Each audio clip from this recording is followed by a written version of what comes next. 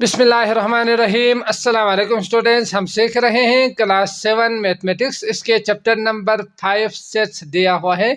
आज की इस वीडियो में हम एक्सरसाइज 5.1 को अच्छी तरह से सीखेंगे, समझेंगे। ठीक, इसके अलावा बाकी वीडियोस का लिंक आपको डिस्क्रिप्शन में मिल जाएंगे, आप वहां क्लिक करके वो भी देख सकते हैं। तो सेट्स हम जानते ही है कि सेट क्या होते हैं। तो क्लास 6 में हमने डिटेल में सीखा था कि जो सेट्स होते हैं ना, वो क्या होते हैं, a collection of well defined and distinct जो एलिमेंट्स होते हैं उसे कहा जाता है सेट्स। ठीक, तो इसके 3 फॉर्म्स भी हमने सीखा था, 3 तरह से हम इसे शो कर सकते हैं। तो यहाँ पे हम उसके बेसिक जो चीज़ें हैं वो हम छोड़ के ना सिर्फ यहाँ पे एक्सरसाइज को सॉल्व करेंगे। ठीक, तो यूनियन, इंटरसेक्शन, ये सारी चीज़ें हम पहले सीख कर आए हैं, है ना। तो क्वेश्चन नंबर 1 है, for each of the following sets show all the elements of the set. तो आपने क्या करना है, एलिमेंट्स को आपने लिखना है। तो एलिमेंट्स अगर आप ब्रैकेट के फॉर्म में यहाँ पे लिखेंगे तो इसके अंदर जो नंबर्स या जो आप लिखते हैं इसे, इनको कहा जाता है एलिमेंट्स, समझ गए। तो आपने इस तरह ना एलिमेंट्स के फॉर्म में आपने लिखना है, जो कि डिस्क्रिप्टिव में उन्होंने दिया हुआ है। आपने एलिमेंट्स को इस तरह से लिखना है सेट के फॉर्म में। तो पार्ट 1 है आपके पास। तो सॉल्यूशन आपने हर सवाल सॉल्व करने से पहले आपने लाजिमा लिखना है। तो सॉल्यूशन में पार्ट 1 है आपके पास, A is the set of positive integers. तो पॉजिटिव इंटीजर्स क्या होते हैं, तो इंटीजर्स आप जानते ही है, 0, इसके बाद 1 2, आगे वाले जो नंबर्स है प्लस के, और जो नेगेटिव नंबर्स है -1 -2, ये सब मिलके ना आप इसे कहेंगे इंटीजर्स नंबर। अब इसमें पॉजिटिव इंटीजर्स का मतलब क्या होते हैं, तो यहाँ से आगे जो नंबर्स है इनको कहा जाता है पॉजिटिव इंटीजर्स, या इसके लिए आपने जो खास नाम दिया था वो क्या था, नेचुरल नंबर, है ना। तो आपने इसको याद रखना है, इसे कहा जाता है पॉजिटिव इंटीजर्स। अब यहाँ पे उन्होंने कहा है 5 और 9 बिटवीन कहा है, तो इसका मतलब 5 इसमें शामिल नहीं है। तो 1 2 3 4 5 6 7 8 9 10 करके अगर आप देखेंगे तो 5 और 9 के बीच में कौन से एलिमेंट्स आएंगे, तो यकीनन आप कहेंगे 6 आएंगे, 7 आएंगे, 8 आएंगे। ठीक, 9 इसमें शामिल नहीं होंगे क्योंकि उन्होंने बिटवीन कहा है, बीच वाले जो नंबर्स है वो।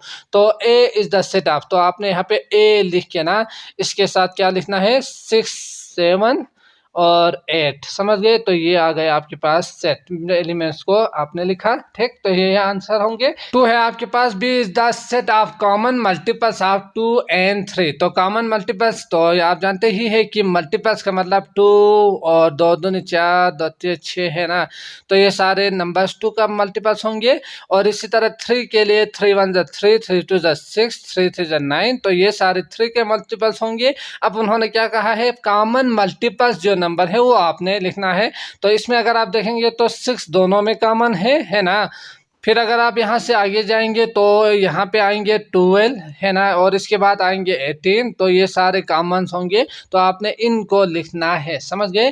तो 2 में जो 20 सेट है वो क्या है, उन्होंने कहा है कॉमन मल्टीपल्स ऑफ 2 and 3। तो वो कौन कौन से नंबर्स हो गए, 6 हो गए, 12 हो गए, 18 हो गए, 24 हो गए। तो आगे और भी आते जाएंगे, तो इसके लिए आप डॉट डॉट डॉट करके छोड़ सकते हैं। ठीक, नहीं तो आप लिखते जाएंगे तो कभी भी ये ख़त्म नहीं होंगे, है ना। इसके बाद है अगला आपके पास 3, C is the set of factors of 66। तो 66 का फैक्टर्स क्या होंगे, तो फैक्टर्स का मतलब मल्टीपल्स जो अगर डिविजिबल हो तो उसे कहा जाता है ना, डिवाइड कर सके। तो यहाँ पे रिमाइंडर 0 आना चाहिए, ये भी आप याद रख सकते हैं। तो कौन कौन से नंबर्स होंगे 66 के, तो 66 के लिए आप लिख सकते हैं 1 × 66, है ना। 2 × कितना होंगे, 2 3 6, 2 3 6, और 3 के लिए 3 दूनी 6, 3 दूनी 6। तो इस तरह से अगर आप देखेंगे तो यहाँ पे कौन कौन से नंबर आ सकते हैं, सी के जो सेट है उसमें, तो 1 आ सकते हैं, 2 आ सकते हैं, 3 आ सकते हैं, इसके बाद 4 5 6 आ सकते हैं, और इसके साथ साथ 11 आ सकते हैं, है ना। तो इसके बाद बाकी तो आप इसके बाद 22 आ सकते हैं। इसके बाद यहाँ से अगर आप देखेंगे तो इनका मल्टीपल्स नंबर, तो 33 दूनी 33, ये हमने डिटेल में सीखा था। इस तरह से अगर आप देखेंगे तो 22 33 और 66 यही होंगे ना। तो ये आपने याद रखना है और इसमें लिखना है। ठीक, तो 33 और क्या होंगे, लास्ट में 66 होंगे। ठीक। इसके बाद अगला है question number 2, for each of the following sets describe the set by listing all its elements. तो अब आपने क्या करना है, इसके एलिमेंट्स को लिस्ट कर देनी है, समझ गए। तो कौन कौन से आएंगे यहाँ पे आप देख सकते हैं सवाल में, क्वेश्चन नंबर 2 सॉल्यूशन लाजमन लिखना है। तो इसके पार्ट 1 है पी, तो पी में आप कौन कौन से चीज़ें लिखना है, names of the days of the week, week के डेज को आपने यहाँ पे लिस्ट कर देनी है, समझ गए। तो आप जानते ही है कि वीक्स में 7 डेज होते हैं और उनके नाम्स आप जानते ही है, आपने याद किया होगा। तो इसमें आप लिख सकते हैं Monday, Tuesday, Wednesday, Thursday, Friday, Saturday, Sunday, ठीक। तो ये आप यहाँ पे लिखेंगे मंडे, ट्यूसडे, वेडनेसडे, थर्सडे करके। इसके बाद अगला है आपके पास क्यों कलर ऑफ द रेनबो। तो रेनबो के जो 7 कलर्स होते हैं उसको आपने यहाँ पे लिखना है, समझ गए। तो कलर्स कौन कौन से हैं, ब्लू है, इसके बाद ग्रीन है ना, ग्रीन हो गए, इसके बाद रेड हो गए, इसके बाद आप यहाँ पे लिख सकते हैं वायलेट हो गए, और इसके बाद इंडिगो हो गए, और इसके बाद ऑरेंज और येलो, ठीक। तो ऑरेंज और येलो ये 7 रंग होते हैं, तो ये आपने यहाँ पे इनको लिस्ट कर देना है, समझ गए। इसके बाद अगला है 3 are odd numbers between 10 and 26। तो ओड नंबर का मतलब जो 2 का मल्टीपल्स ना हो, आप डायरेक्ट समझ सकते हैं इसके लिए। तो ओड नंबर्स में 10 के बाद 11 आएंगे, बिटवीन कहा है तो 11, इसके बाद 13, इसके बाद क्या आएंगे 15, 17, 19, समझ गए। कहाँ तक कहा है 26 तक कहा है, तो आपने 21, 23, 25 को आप भी आपने लिखना है, समझ गए। इसके बाद अगला है एस, तो एस में सेट ऑफ फैक्टर्स ऑफ 15। तो 15 के फैक्टर्स 1 होंगे, इसके बाद 2 नहीं होंगे, 3 होंगे, 3 5, तो 5 होंगे, और इसके अलावा 15 ही होंगे इसके फैक्टर्स, समझ गए। तो ये हो गया आपके पास आंसर। इसके बाद टी है set of multiples of 3 between 1 and 14। तो मल्टीपल्स ऑफ 3 और 1 और 14 के बीच वाले को आपने लिखना है। तो 3 1 द 3, 3 2 द 6, 3 3 द 9, 3 4 द 12। तो ये हो गया आपके पास 14 से लेस। तो आगे आपने नहीं लिखना है, उन्होंने 14 तक ही कहा है। तो अगला है आपके पास क्वेश्चन नंबर 3। इसके बाद है question number 3, if a equal to 1 2 3 4 5 right down the value of n of a। समझ गए। तो यहाँ पे एन का मतलब क्या होते हैं, एन ऑफ ए का मतलब होते हैं नंबर ऑफ एलिमेंट्स कि उसके अंदर कितना है। तो इसके लिए मैं यही कहूँगा कि आप कॉमा के जो होंगे ना वो आपने यहाँ पे काउंट करना है, समझ गए। जैसे कि अगर मैं ये लिखूँ केट कॉमा इसके बाद डॉग लिखो ना, और इसके साथ साथ सी कॉमा ए कॉमा टी लिखो, तो इसका मतलब यहाँ पे 2 एलिमेंट्स होंगे और यहाँ पे होंगे कितना 3 होंगे, क्योंकि कॉमा क्या शो करते हैं, हर एलिमेंट्स को सेपरेट करते हैं। तो यहाँ से आपने ये चीज़ याद रखनी है। तो इसका मतलब यहाँ पे 2 होंगे, यहाँ पे 3 होंगे, है तो दोनों CAT है, यहाँ पे CAT है ना, DOG करके लिखेंगे। तो ये चीज़ आपने याद रखनी है। तो नंबर्स ऑफ एलिमेंट्स को आप इस तरह से सिंबल में लिख सकते हैं। तो इसमें अगर आप देखेंगे तो 1 2 3 4 5 तो 5 है, तो इसका मतलब नंबर ऑफ एलिमेंट्स क्या है 5 है। इसके बाद है अगला question number 4, give the sets ABC। उन्होंने दिया हुआ है state true and false in each case. तो यहाँ पे जो सिंबल हम यूज करेंगे, जो उन्होंने यूज किया है वो है ये सिंबल, और दूसरा ये क्वेश्चन नंबर 5 में ये सिंबल दिया हुआ है। तो इन दोनों को आपने समझना है, ठीक।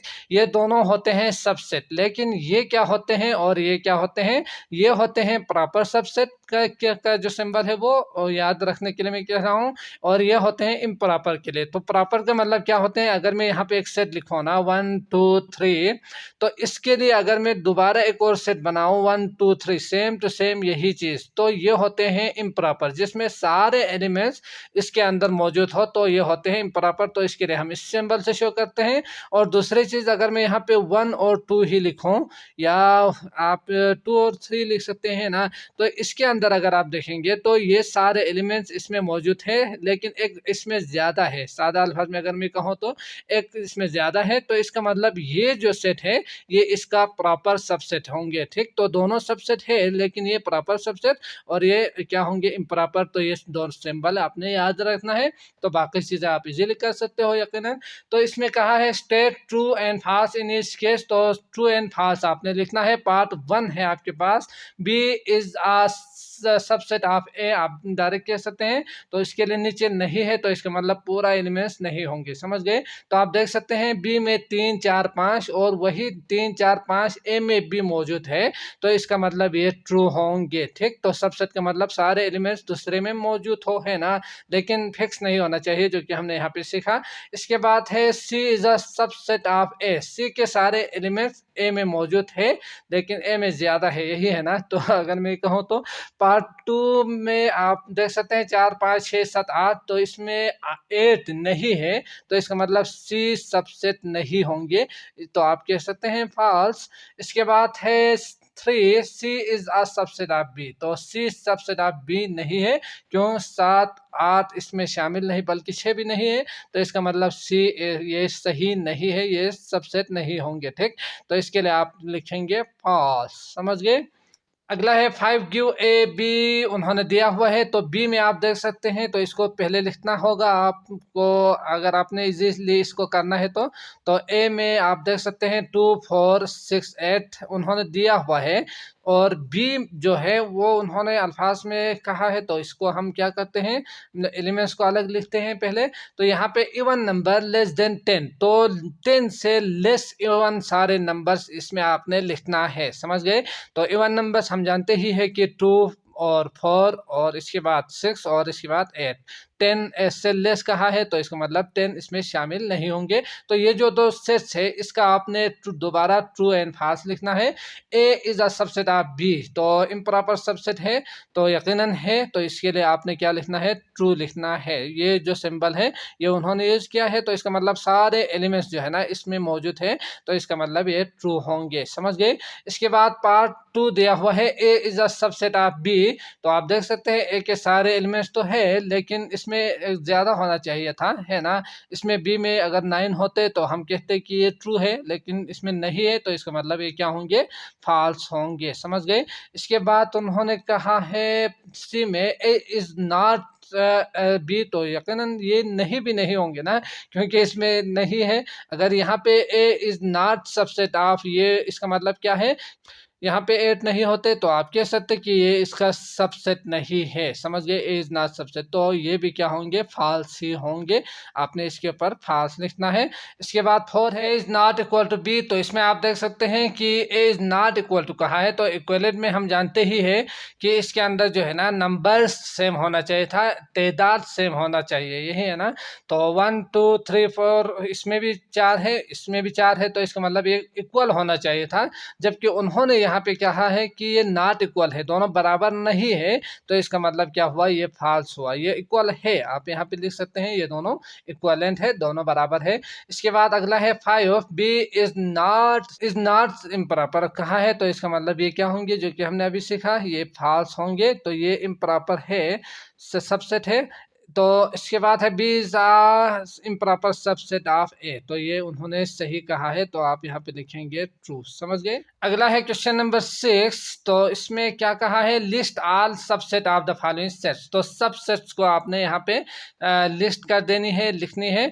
तो हम जानते ही है कि अगर मैं यहाँ से ना इस सेट का सबसेट लिखना चाहूँ, तो इसमें दो चीज़ें आपने याद रखनी है कि हर सेट का दो सबसेट्स तो होते ही है, एक ये खुद होते हैं और दूसरा 5 होते हैं, जो कि आप खाली सेट करके या इस सिंबल से आप शो कर सकते हैं, ठीक। तो दो चीज़ें तो आपने लिखनी है।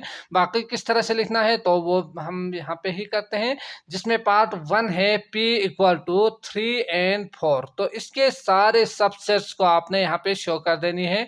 तो यकीनी बात है, आपने सीखा कि पहली चीज़ 5 आएंगे, खाली सेट एम्प्टी सेट आएंगे।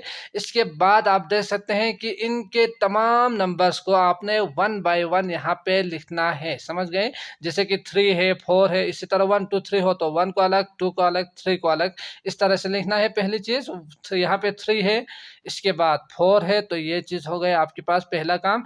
इसके बाद यहाँ पे जोड़ी पेयर्स बनानी है 2 2 की। अगर इस तरह 3 4 5 हो तो 3 3 के भी जोड़ी आपने बनानी है। तो यहाँ पे 2 2 की जोड़ी बनाएंगे तो 3 और 4 ही आएंगे। यहाँ पे 3 और 4 आप सब सेट में लिख सकते हैं, इसके अलावा और नहीं है। अगर यहाँ पे 5 होता है तो हम क्या करते हैं, 3 5 लिखते हैं, 4 5 लिखते हैं, ठीक। तो ये हो गया आपके पास आंसर। अगला है आपके पास क्यों पेन, बुक और बैग दिया हुआ है। तो आप देख सकते हैं इसमें 3 है।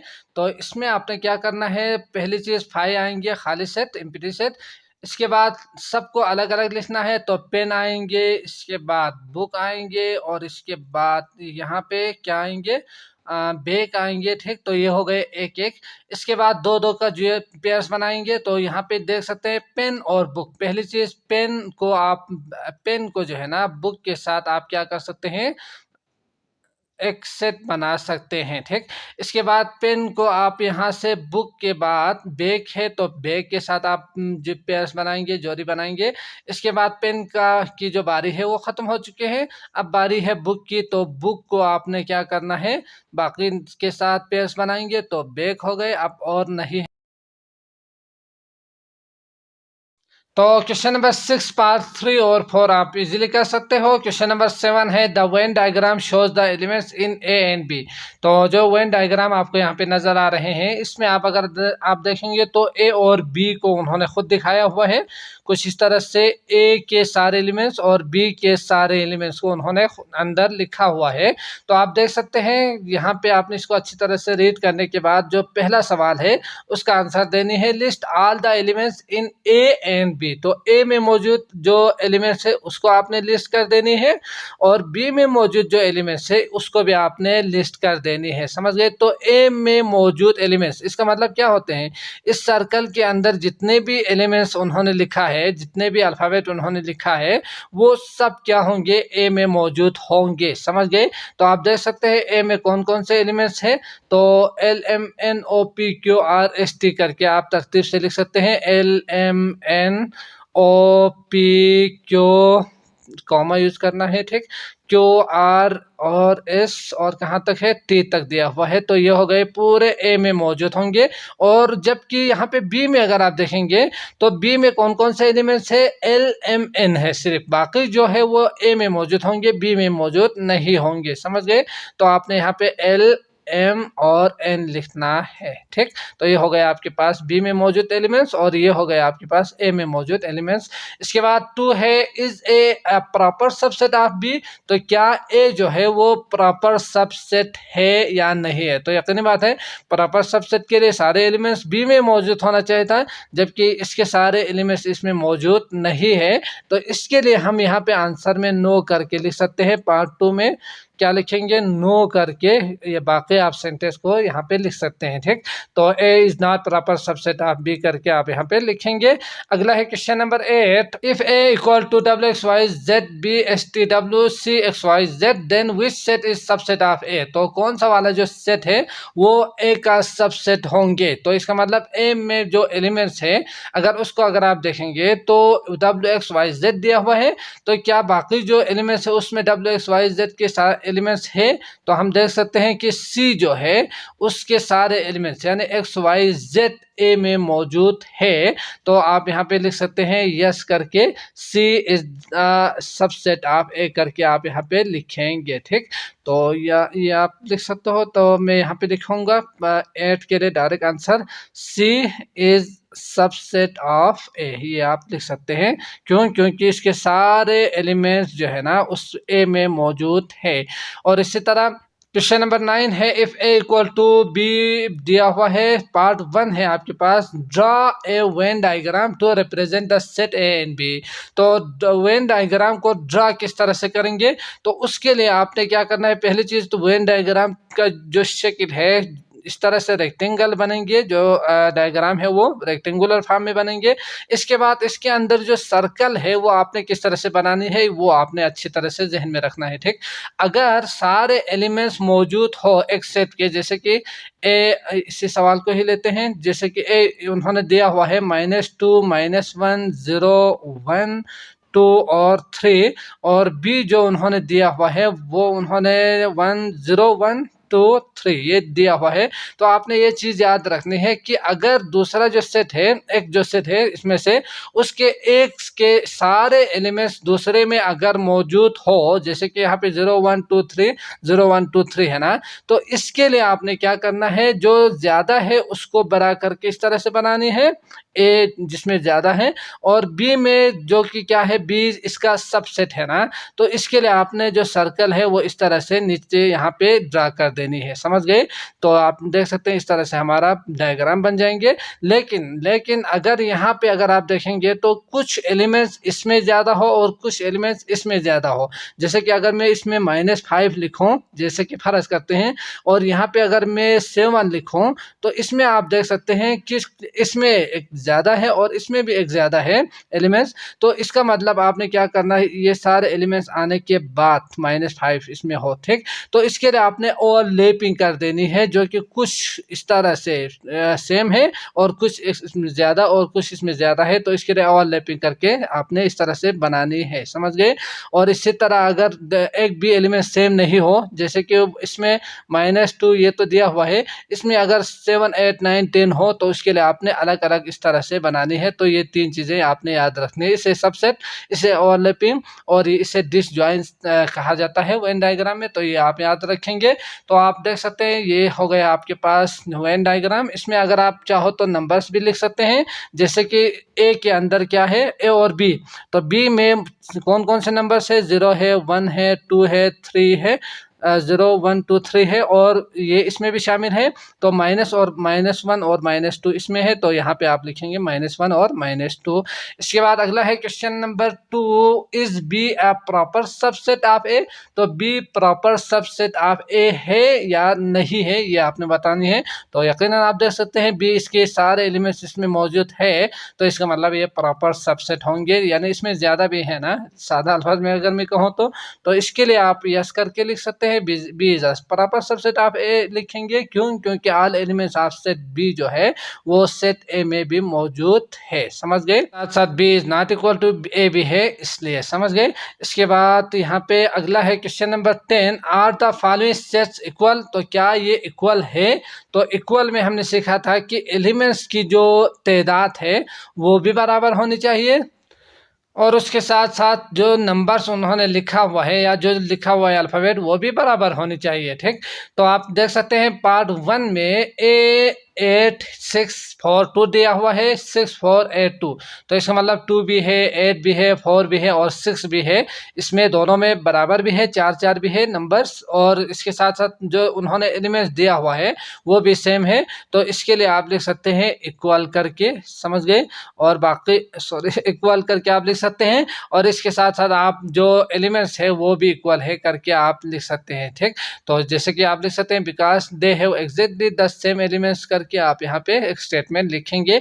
इसके बाद पार्ट 2 है ARATE, और इसमें ETAF। तो अलग अलग दिया हुआ है, आर इसमें मौजूद नहीं है और एफ इसमें मौजूद नहीं है, तो इसका मतलब ये फॉल्स होंगे। तो आप इसके आंसर में लिखेंगे फॉल्स करके, या नो करके लिख सकते हैं, नॉट इक्वल करके लिख सकते हैं, नॉट इक्वल। क्यों? क्योंकि इसके सारे एलिमेंट्स एग्जैक्ट नहीं है एक दूसरे के। और इसके बाद है आपके पास question number 3, set of letter of the word mango और AGMNO। तो MANGO, तो ये सारे बराबर है, तो इसके लिए आप लिख सकते हैं यस करके। समझ गए? इक्वल जो कि हमने यहाँ पे सीखा था वही दोबारा आप यहाँ पे लिखेंगे।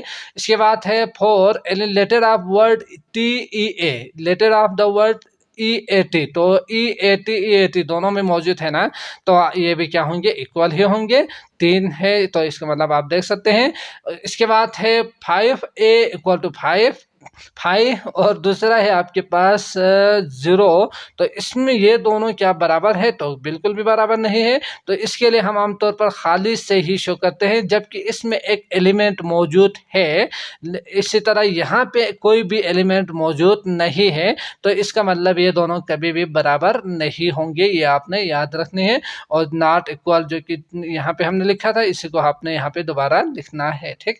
इसके बाद अगला है क्वेश्चन नंबर 11, सवाल है आपके पास, if A even number less than 12, B odd number less than 12, C the first 10 natural number divisible by 2, multiples of 3 less than 20। तो ये सारे उन्होंने दिया हुआ है, तो मैं इसको लिखता हूँ पहले, इसके बाद बाकी वेरीफाई भी करते हैं। तो पार्ट ए में आप लिखेंगे 2, 4, 6, 8 एंड 10। तो इवन नंबर 0 आमतौर पर हम इसमें शामिल नहीं करते हैं। अगर आप इसमें शामिल करेंगे तो भी कोई हर्ज नहीं है, ठीक।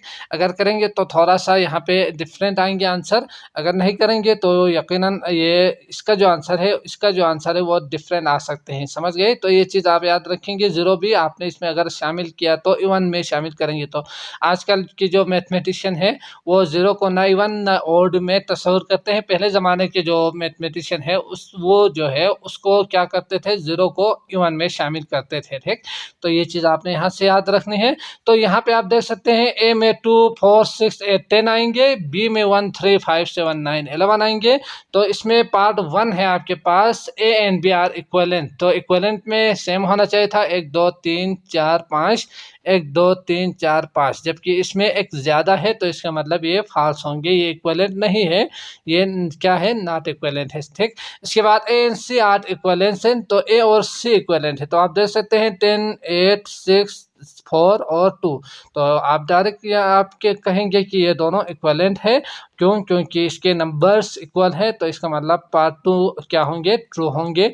और इसी तरह 3 है, A and C are equal का मतलब नंबर्स भी सेम आना चाहिए था। 2 के लिए 2, इसमें 2 होना चाहिए, 4 के लिए भी 1, 6 के लिए भी 1, जबकि आप यहाँ पे अगर आप देखेंगे तो सेम ही है, तो इसका मतलब ये क्या है, ट्रू है। तो आप यहाँ पे ट्रू लिखेंगे। इसके बाद है B and D are equivalent set. तो बी और डी इक्वलेंट 1, 2, 3, 4, 5, 6, तो इसका मतलब ये भी ट्रू होंगे, है ना। और इसी तरह B and D are equal set. तो बी और डी इक्वल सेट, तो 1, 3, इसमें 6 नहीं है, तो इसका मतलब ये इक्वल सेट नहीं होंगे, तो इसके लिए आप लिखेंगे फॉल्स, समझ गए। इसके बाद है question number 12, identify equivalent and equal set. Equivalent और इक्वल सेट दोबारा कहा है, तो यकीनन आप समझ सकते हैं। तो इसमें मैंने सारे एलिमेंट्स को यहाँ पे लिखा है, तो आप इसको दोबारा रीड भी कर सकते हैं। यहाँ पे डी में REMB ही आएंगे, बाकी रिपीट नहीं होंगे, जो कि हम जानते ही है कि इस सेट में जो है ना एक चीज़ को आप रिपीट नहीं लिखते हैं, ठीक। तो ये चीज़ आपने याद रखना है। इसके बाद है यहाँ पे आप देख सकते हैं, तो यहाँ पे इक्वल और इक्वलेंट को आपने क्या करना है, आइडेंटिफाई कर देने हैं। तो इक्वल के लिए अगर आप देखेंगे तो ए 1, 2, 3, 4, 5, इसके 5 एलिमेंट्स अगर हो कहीं पे तो उसे कहा जाता है इक्वलेंट। तो इक्वलेंट लिख के आप सेट्स को लिख सकते हैं। तो इक्वलेंट में सेट ए है और इसके साथ साथ 1, 2, 3, 4, 5, तो 1, 2, 3, 4, 5 बी भी क्या होंगे, इक्वलेंट होंगे इसके, 1, 2, 3, 4, 5 सी भी इक्वलेंट है, 1, 2, 3, 4, 1, 2, 3, 4। तो इसका मतलब इक्वलेंट में ये तीनों इक्वलेंट है, और इसके बाद सी और ई और डी इक्वलेंट है, समझ गए, क्योंकि उसके नंबर तादाद जो है वो बराबर है। और इसके साथ इक्वल में अगर आप देखेंगे तो देख सकते हैं ए ई आई ओ यू दोनों सेम टू सेम है, तो ए और सी क्या है, इक्वल है। इसके बाद अगर आप देखेंगे तो ये डी और ई MEBR तो ये दोनों सेम है, तो इसके लिए आप देख सकते हैं ई और डी क्या है, सेम है, समझ गए। तो इसका मतलब ये इक्वल होंगे। तो मैं उम्मीद करता हूँ आपको ये लेक्चर अच्छी तरह से समझ में आ चुका होगा। अगर आए हैं तो लाइक करके जाइएगा। अगली वीडियो आपको डिस्क्रिप्शन में लिंक मिल जाएंगे, आप वहाँ क्लिक करके वो भी देख सकते हैं। मुझे इजाज़त दीजिएगा। अल्लाह निगहबान।